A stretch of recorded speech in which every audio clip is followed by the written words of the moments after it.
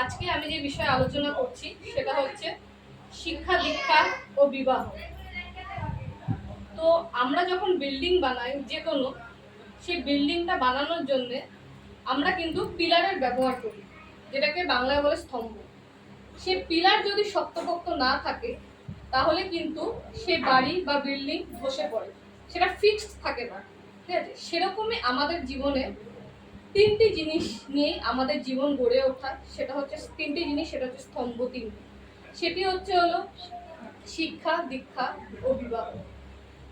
এই শিক্ষা, দীক্ষা, বিবাহ এই তিনটি স্তম্ভ যদি সমানভাবে আমরা ঠিকভাবে না মেনে চলি তাহলে সমাজে আমাদের জীবনে সামঞ্জস্য বজায় থাকে না, সংহতিপূর্ণভাবে আমরা চলাফেরা করতে পারি। তো আমি এই তিনটি বিষয় আজকে অল্প অল্প করে আলোচনা করব। তো প্রথম স্তম্ভে আসি, যেটি হলো শিক্ষা। ছোটবেলা থেকেই আমরা সবাই আমাদের সন্তানকে স্কুলে পড়াই, তারপরে শিক্ষক দিই, তারপরে হলো দিনের পর দিন ওদের বছরের পর বছর পরীক্ষা হয়, সেই পরীক্ষাতে ওরা উত্তীর্ণ হয়।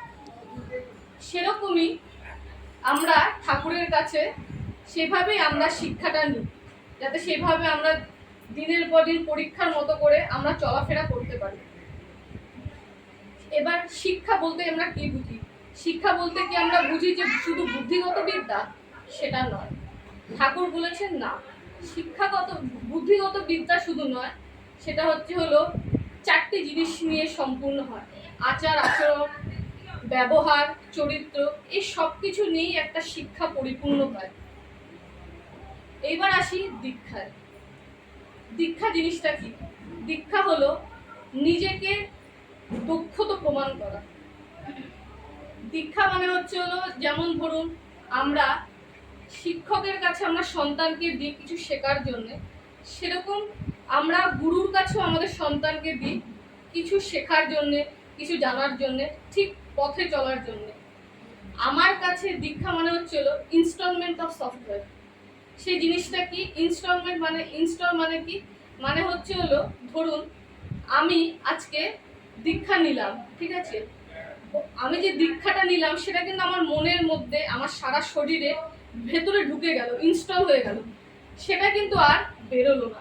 ঠিক আছে, সম্পূর্ণভাবে পরিপূর্ণভাবে আমরা শ্রীগুরু দয়া পুরো আমাদের শরীরে সেই জিনিসটা ঢুকে গেল। ঠিক সেরকমই যখন যে জিনিসটা ঢুকে গেল তখনই আমাদের শ্রীগুরু, আমাদের ঠাকুর, ঠিক আছে, সফটওয়্যারের মতো আমাদেরকে প্রত্যেকটা পদক্ষেপে একটু একটু করে ঠক্কর মেরে মেরে ইঙ্গিত দিতে থাকে যে আমরা কোন পথে চালিত হব।